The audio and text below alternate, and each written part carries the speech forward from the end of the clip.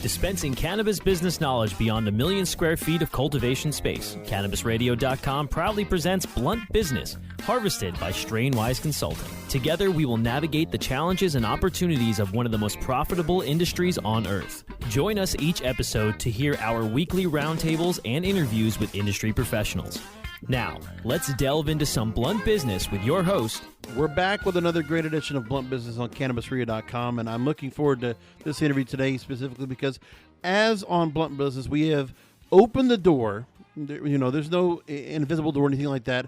We have opened the door. We want transparency from all the organizations that are working collectively, I'd like to think on our behalf, that the cannabis industry, once legalization is rolled out and passed, that those who have brought on the charge and have gotten to the ear of Washington, D.C. and our policymakers, that we want to know what they're looking to do and what they're looking to bring in, because we are all, I'm sure some of us might have a little sense of skepticism, or we might have just some curiosity as what all these organizations are doing. So we're going to focus on another organization that's also taking charge.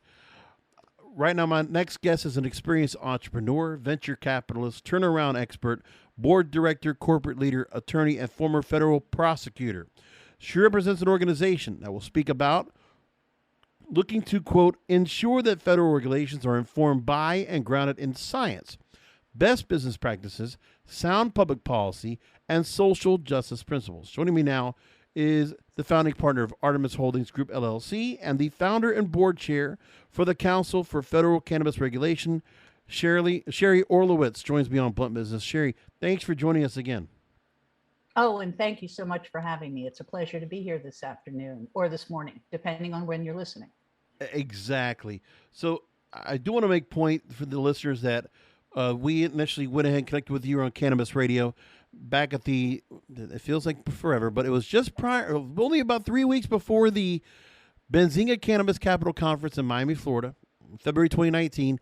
And it was at that point you were making the announcement for the Council for Federal Cannabis Regulation. But before we get to all that, I want to get into a story that caught my eye, a quote from an article that was basically a hit piece on cannabis from the Daily Beast.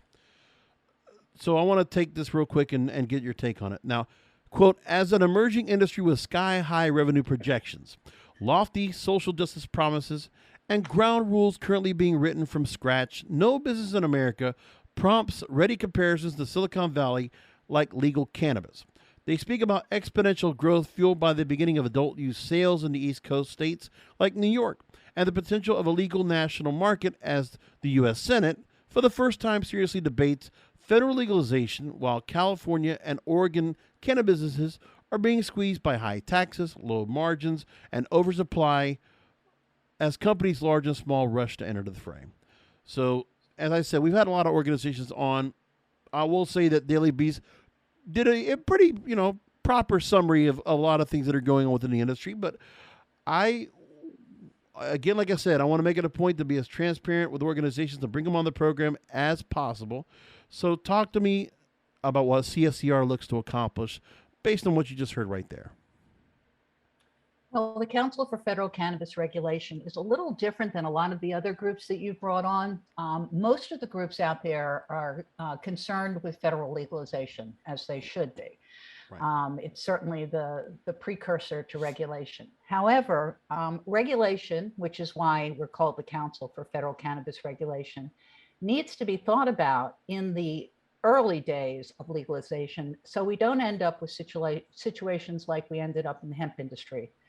And we ended up with a value which became a regulation, which was impossible for hemp farmers and processors to attain. And we ended up, in no small part as a result of that, with a cratered hemp industry. So you've got to start thinking about regulations, and especially the federal government. They're going to have to reimagine cannabis, because for the last umpteen years, 8 decades, it's been an evil weed. And in the last 20 years, the federal government has spent close to $2 billion trying to research the ill effects of cannabis and why it's an evil weed. And it is a real turnaround and a turnabout to think of it differently. And certainly was for me as a federal prosecutor. I still had that mentality 30 years later when I found myself in this position.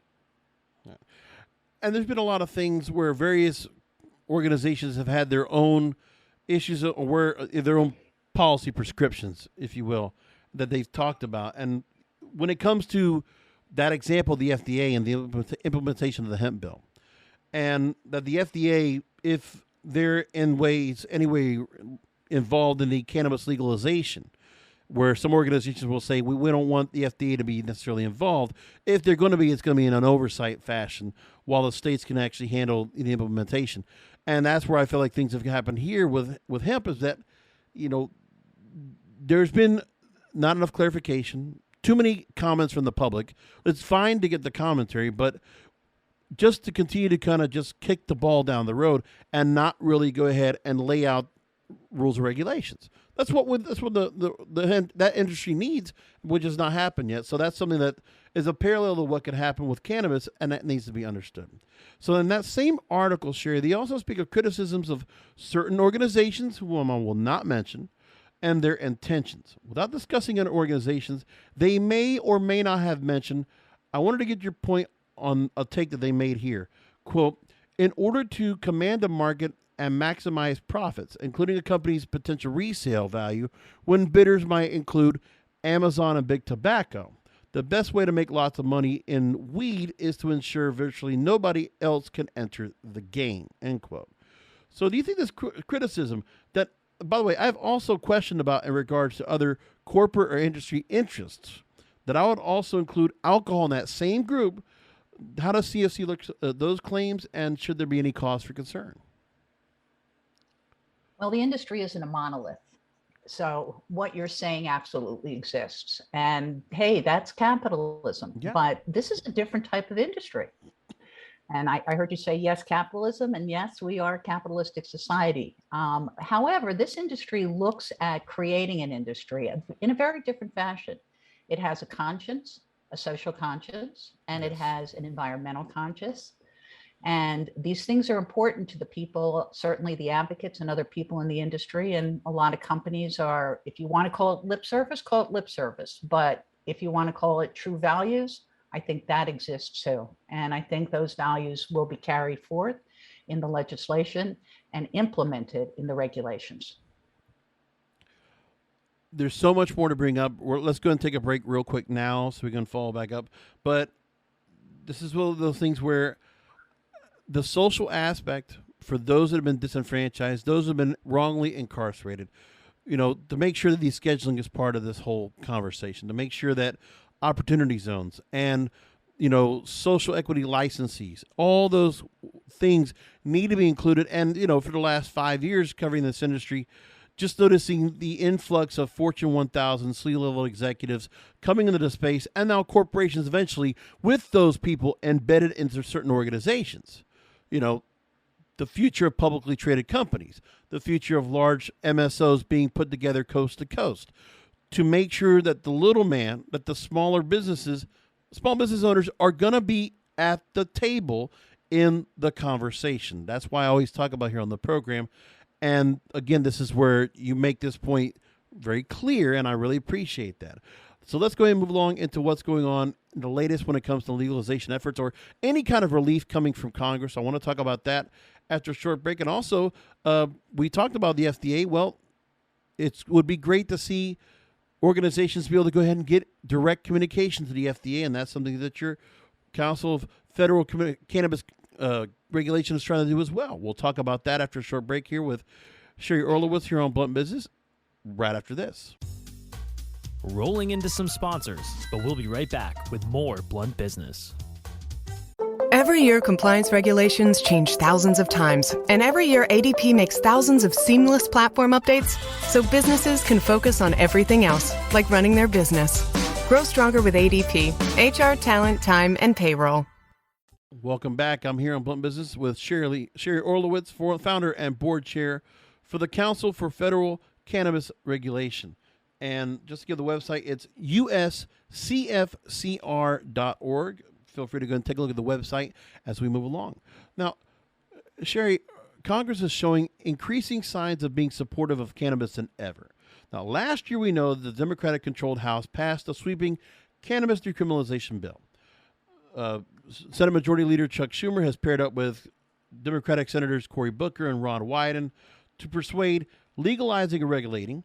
We have the push now for the CAOA that we've had ongoing, the attempt to add the Safe Banking Act into the National Defense Authorization Act, and most recently an outreach to the Department of Justice and Attorney General Merrick Garland to deschedule. So we've seen the attempts here. If we can't get full-scale legalization rolled out or get it, to a vote, at least should the industry feel content if they're trying to get some relief from policymakers that there are some concessions that are trying to be made, or should we really just wait for full-fledged legalization? Now, this is a personal opinion. I think full-fledged legalization at this moment might be a mistake. And I say that because we have no guardrails in place. I think when something has been outlawed for 8 decades, reinstituting its acceptance into society is a long road. And I think it will be a road that will last beyond this administration, to be perfectly adept at reading the tea leaves. Yep. But however, I think that the safe banking bill that you mentioned will go a long way to help a lot of people in the industry. People are afraid of the safe banking bill. It is not our area of expertise, but it looks teed up to pass either this Congress or the next Congress. As you mentioned, it's going into conference committee now. And it will have a lot of unintended consequences that we're all going to have to deal with. And as that occurs, and as the money that becomes available from safe banking that everybody thinks is going to be a savior for the industry, it remains to be seen. And so I am cautiously optimistic that the first passage will be the safe banking bill. I think the Mace bill and the CAOA, the Republican and the Democratic side of legalization, is a wonderful exercise in socialization and a discussion that will be had in the Senate and in the Congress and in the homes and by CFCR in front of the federal agencies for the next 5 to 10 years. And, I've actually just had another interview earlier today where we talked about Congresswoman Nancy Mace and what she's done in terms of her proposal. And we know that we had the States Act that was proposed by Elizabeth Warren, Senator from Massachusetts, and Cory Gardner of Colorado. And all these, and obviously even just, our current our sitting vice president also putting, a bill together in terms of some kind of support to the cannabis industry. So it's not as if we obviously know there's support out there, but we're just waiting for somebody to come on board. And, the one thing I guess we don't get enough of is it's hard to get answers when it comes to what are the policymakers saying once you have that contact with them, because obviously there's certain things that can't be said because it has to be kept under wraps.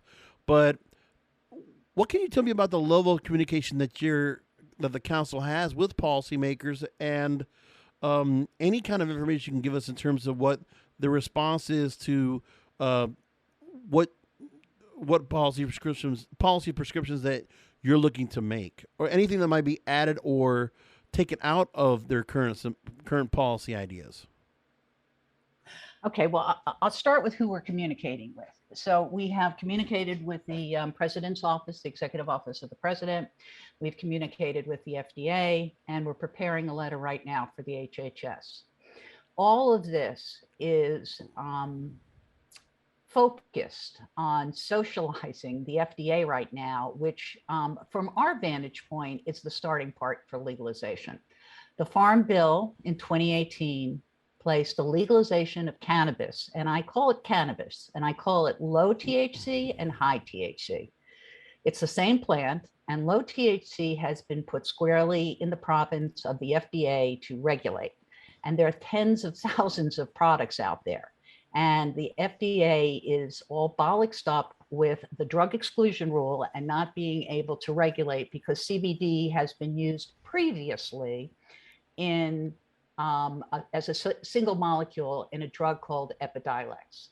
And so folks have tried to come up with different ways of getting CBD formulas through. They call them hemp formulas, hemp extracts. There's been many attempts to get the agency to engage and say exactly what it wants. And I'm going to give you from our perch, what we see is a headless agency following up from a time when the prior administration was really not interested in the legalization of cannabis. I think that there was a lot of lip service given to it, but no movement was made. The FDA had sent guidance to the Office of Management and Budget where all things go before they're put out in the public, and it never went any further. And with the new administrator coming in, we hope that Dr. Robert Califf is confirmed. The agency will again have direction, and the good doctor is a gentleman who believes in the potential of what we used to call marijuana, which I would call high THC at this time. Mm-hmm. Now, you're making some good points. The one thing I'll tell you is that I always keep, and I've brought up here on Blunt Business on previous episodes, most recently, is that it comes down to no matter what policy there might be, or whatever kind of laws that need to be made or need to be constructed within Congress.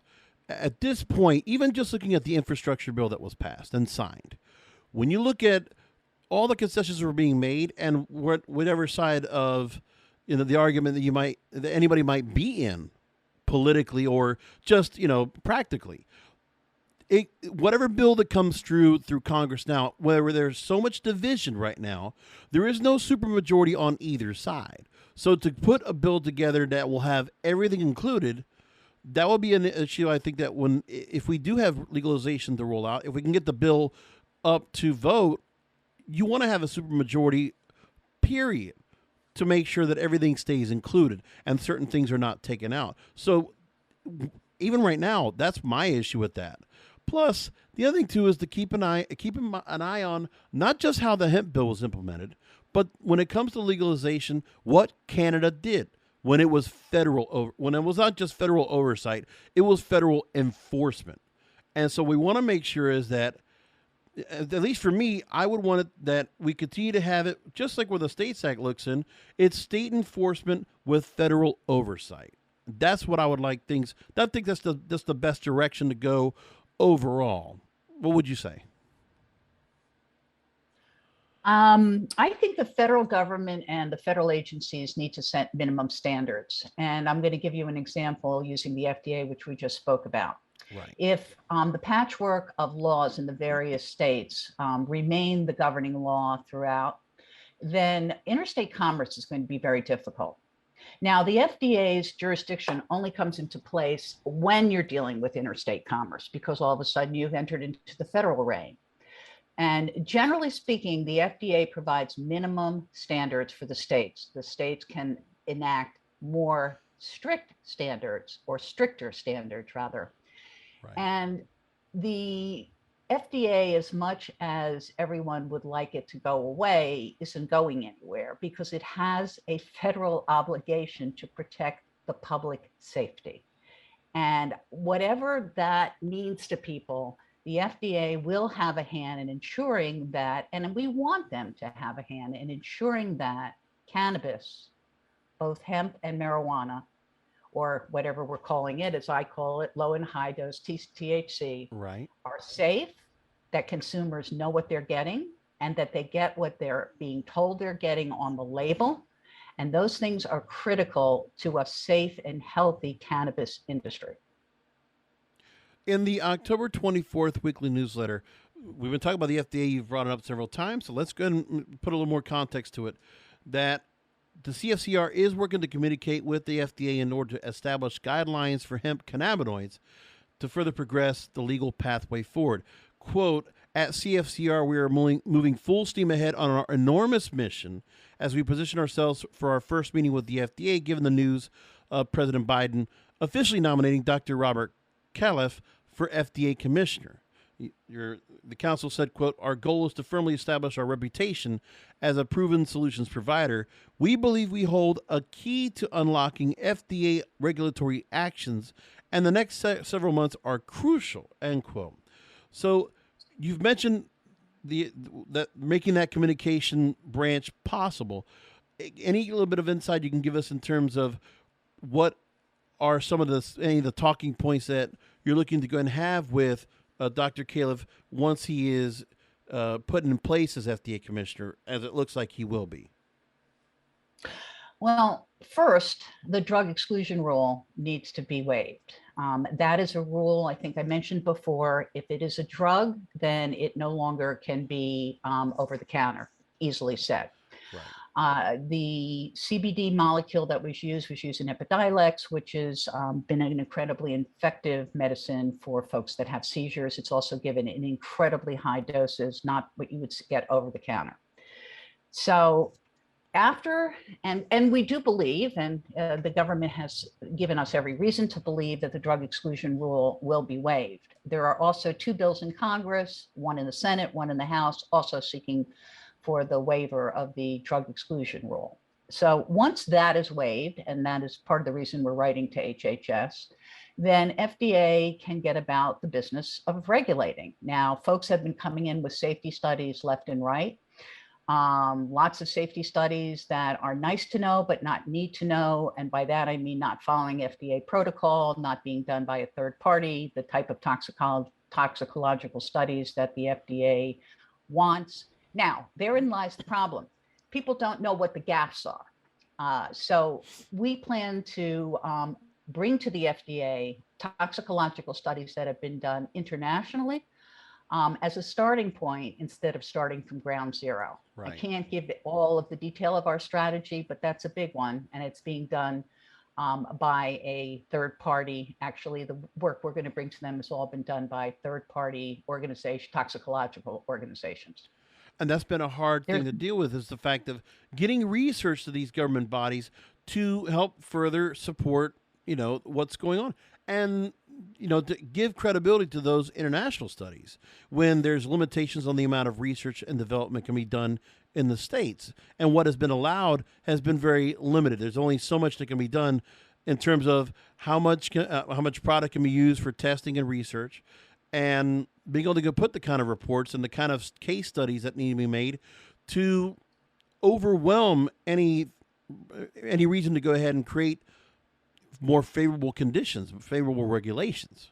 I want to come back and talk more about the structure of the CFCR and who the wonderful people you've brought together, who you've called board observers, that have been brought into the fray to go ahead and help in this cause. So I want to talk about that after a short break. I'm here again with Sheri Orlowitz, founder and board chair of the Council for Federal Cannabis Regulation. Again, the website is uscfcr.org. O-R-G. We're back after a short break. Rolling into some sponsors, but we'll be right back with more Blunt Business.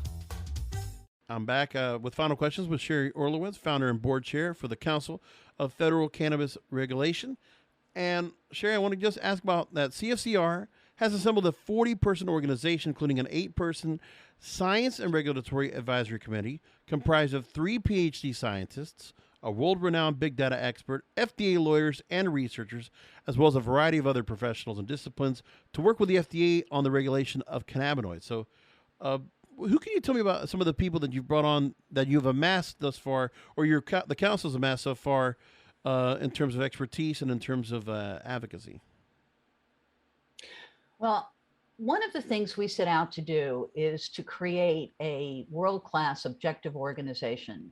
While we are advocates for the cannabis industry, we are not a cannabis organization. And the folks that populate CFCR come from all walks of life. They come from Arnold and Porter, Prime Policy, Coca-Cola, University of California. The idea, again, and almost like Cannabis in Common, is there's a lot of interest and a lot of perspectives and a lot of high-level perspectives that need to be brought to the table.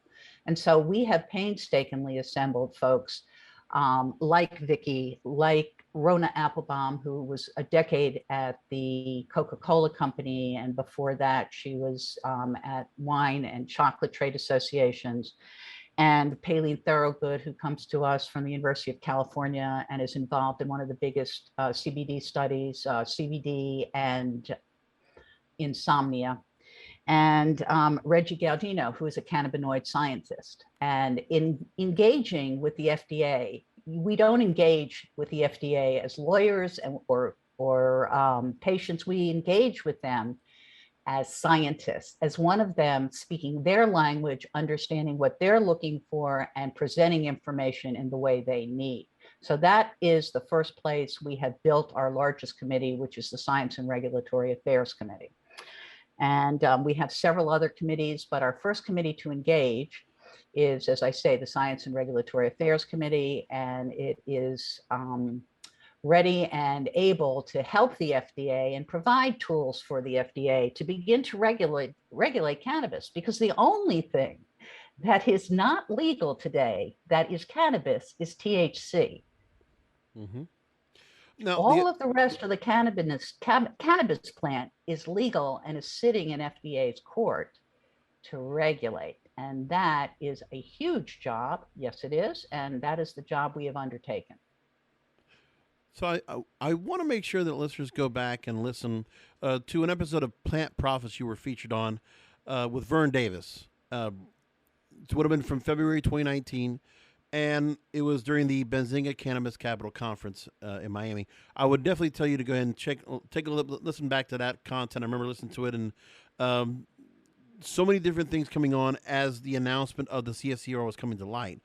One of some of the other committees you actually have as well that have been assembled is a corporate and business committee, a legal, government and relations committee, and a diversity and social equity committee, each led by best-in-class experts in their respective industries. Well, it's been a couple of years removed. Talk to me about the progress so far you've made, and who are some of the people that you've been very lucky to bring on board? Well, let me start with the business committee, which is the founder of that committee, in other words, and our chair is Bruce Litton. And I believe if you have cannabis listeners out there, they would have to be listening. They must know Bruce Litton pretty well. Yes.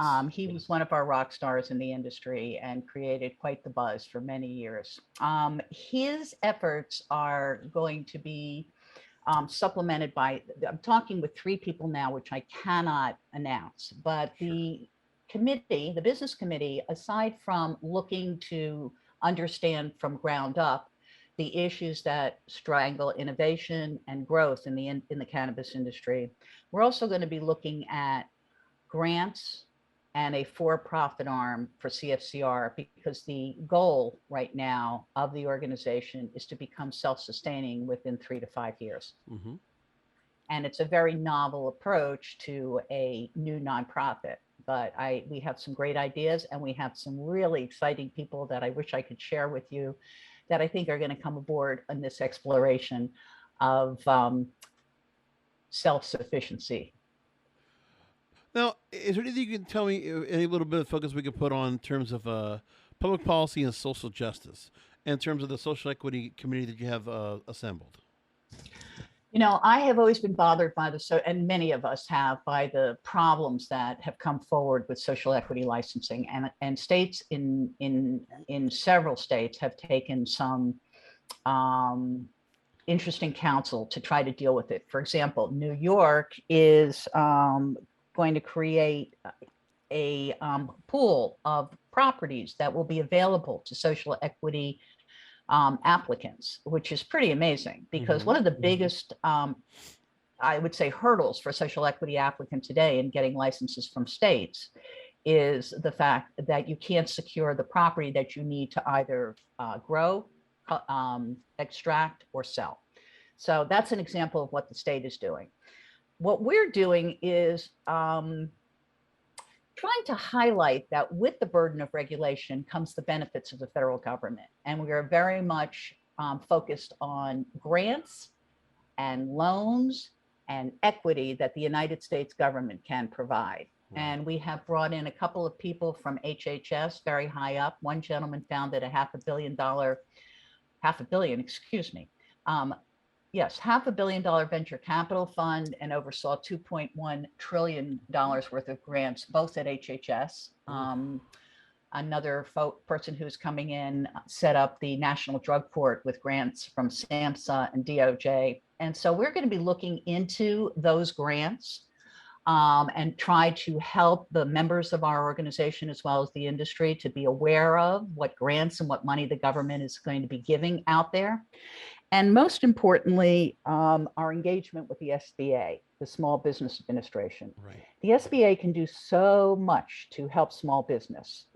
I have had the pleasure of being a presidential appointee to oversee the SBA in the early part of 2000s, 2003 to 2006. I'm really very well aware of how much the SBA can bring to this industry in terms of loans, in terms of grants, and in terms of equity. And that's something that we want to do to be able to help those that are underserved or have and want the opportunity to have their own business and a piece of the American dream. We want to make that possible. And that is a big initiative that will start to roll out in March of next year. I'm trying to wrap around my head of a $2.1 trillion grant. And no, grants. Oh, grant. And not just for cannabis. This is HHS has a basket of $2.1 trillion. A lot of it was and is for fighting pandemics, but there's money in there, depending on how you interpret the grants, that can be used for cannabinoid research and other ancillary things. No, thank you for clarifying that. It's just that for me, it's like, you always ask, where are our tax dollars go? Well, okay, the tax dollars that they're being collected, let's put them into being used for the right things. And this is where making sure that somebody that has a very much a wherewithal of what's going on and the kind of money that the federal government has for allocation is being spent wisely and properly and in a reasonable amount of time, expeditiously. So that's what I have for you. Sheri, thank you again for making time to go and talk to us. And for those who would be interested in our listeners that would like to go and participate, be involved, or any businesses that would like to also, be able to go and be involved in CFCR, please tell listeners how they can do that. Oh, yes. Please, by all means, first go, as has been suggested, to our website, US, that's United States, uscfcr.org, and get in contact with us there. Either Sarah, our executive director, or Rachel, or one of us, including me, will be back to you. And we welcome you. We are a nonprofit. We need the help of other people to accomplish the goals that you have, whether it be, well, there are too many to name. Right. And we hope people can be directed to that. And again, I really do appreciate you taking time out to go and talk to us. And let's continue to keep this conversation going. And doors always open to bring you on back. Well, thank you. It's been a pleasure. So again, I've been joined with Sheri Orlowitz, founder and board chair for the Council for Federal Cannabis Regulation, uscfcr.org. Thank you again for being on with us. And thank you, listeners, for listening to another great edition of Blunt Business. Make sure you go and subscribe. Make sure you also rate and review where you can, whether it's on Amazon Music or Audible or Apple Podcasts. But, of course, all of our podcasts, all of our previous episodes are also on Spotify and on iHeartRadio. And we thank you for listening.